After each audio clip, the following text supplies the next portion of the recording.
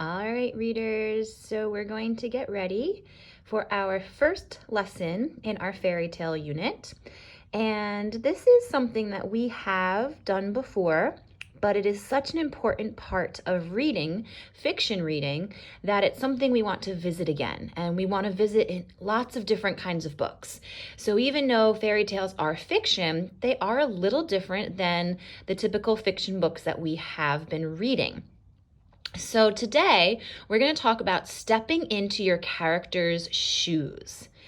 Actually thinking about what it would be like to be in your character's shoes.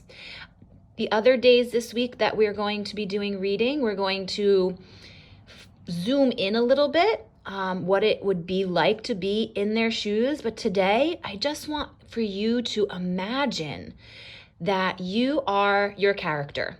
So when you're reading your fiction books, your fairy tale books today, I want for you to imagine and pretend that you are the characters in your fairy tale or your fractured tale. So I have a book that I'm going to share with you today, and I'm going to show you how I step into my character's shoes when I read this book. I am going to become my character. Now, I have actually already became this character because we are going to be reading Little Red Riding Hood. So earlier this week, I became Red Riding Hood. I had the little red cloak and the red hood, right? But as I read this book, this version of Red Riding Hood, I am going to put myself in her shoes. I am going to make my voice sound like it would sound if I were her. I am going to imagine what I would be feeling if I was in the situation that she is in. I am going to try my very best to become Red Riding Hood. And this is just what actors and actresses do when they act in movies and shows. They become their character. Their character might be someone who is nowhere near what they are like in real life, but they have a job to become that character, sometimes even completely changing their voice to match the character. So let's read Red Riding Hood. A long time ago, in a simple cottage beside the deep dark woods, there lived a pretty child called Red Riding Hood. She was kind and considerate, and everybody loved her. One afternoon, Red Riding Hood's mother called to her. "Granny isn't feeling up to snuff today," she said, "so I've baked her favorite custard as a little surprise. Be a good girl and take it to her, will you?" Red Riding Hood was delighted. She loved going to Granny's, even though it meant crossing the deep, dark woods.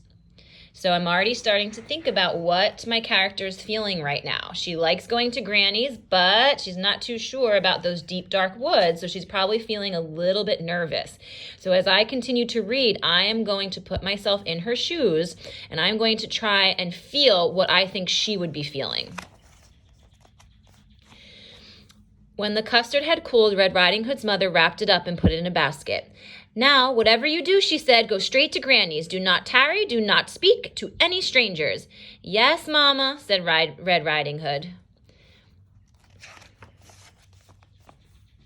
Before long, she was in the deepest part of the woods. "Oh," she said, "this is scary."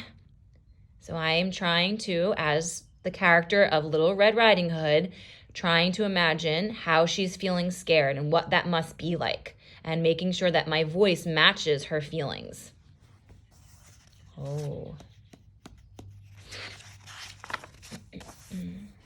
Suddenly, a large wolf appeared. "Good afternoon, my dear," he said. "Care to stop for a little chat?" "Oh, gracious me," said Red Riding Hood. "Mama said not to speak to any strangers." So I use the pictures as a clue as well as to how my character is feeling. She does not look happy. She looks scared. She looks nervous. So I'm going to make sure that I have that in my voice while I'm reading. But the wolf had such charming manners. "And where are you going, sweet thing?" he said. "I'm on my way to visit Granny, who lives in the pretty yellow house on the other side of the woods," said Red Riding Hood. "She's feeling poorly, and I'm taking her a surprise." "You don't say," said the wolf. Just then he had a delightful idea. "No reason why I can't eat them both," he thought. "Allow me to escort you," he said. "You never know what might be lurking about." "You're too kind," said Red Riding Hood. So now I noticed that I had to change my voice because she's not scared or nervous anymore. She thinks that the wolf is trying to help her. So she's happy and relieved to have some help where she doesn't have to go through the forest alone anymore. Beyond the forest, they came to a patch of sunflowers. "Why not pick a few?" suggested the wolf. "Grannies love flowers, you know." But while Red Riding Hood was picking a pretty bouquet, the clever wolf hurried on ahead to Granny's house.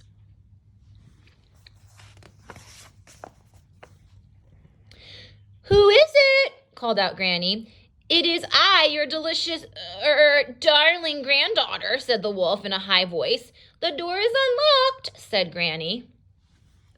So even as I read my other characters, I'm trying to come up with a voice for them of what I think that they would sound like. "Surprise!" cried the wolf. Granny was furious at having her reading interrupted. "Get out of here, you horrid thing!" she cried. So she's not scared. She's upset that he interrupted her reading. So I want to make sure that my voice sounds like that. But the wolf gobbled her right up. He didn't even bother to chew. "Tasty," he said, patting his belly. "So tasty." Just then he heard footsteps on the garden path. "Here comes dessert." And losing no time, he put on Granny's cap and glasses, jumped into bed, and pulled up the covers.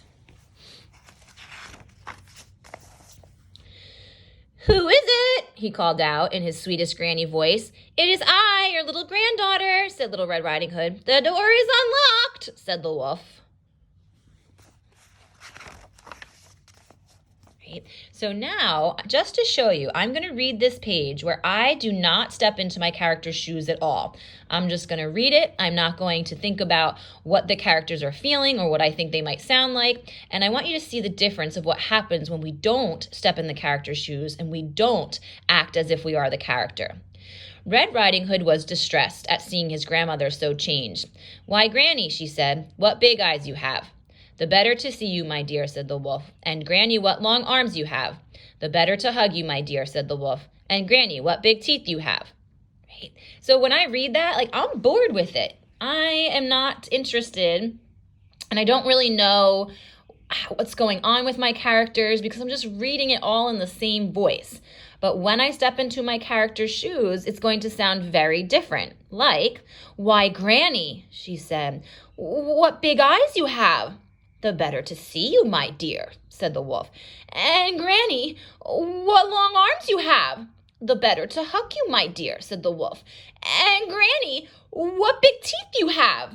Right, so she's getting nervous because she's noticing all of these weird things about her Granny. So I need to make sure that her voice matches that. "The better to eat you, my dear," cried the wolf.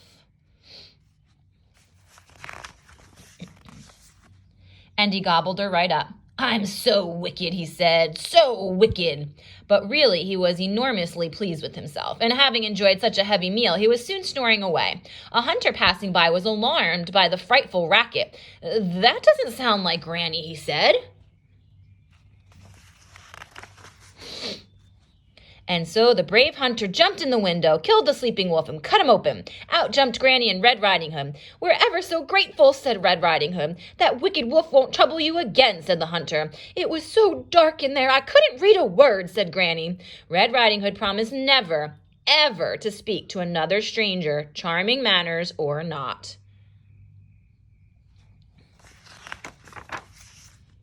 And she never did.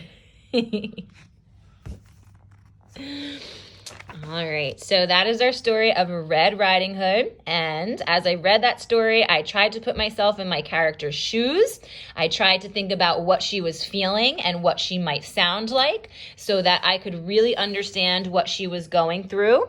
And by understanding my characters in my story, it helps me understand the story better and to become a better reader. So whenever you are reading a fictional story, fairy tale or not, I want you to step into your character's shoes, just like I did. And for today, go head on to Reading A to Z, choose a fairy tale book, and step into those characters' shoes.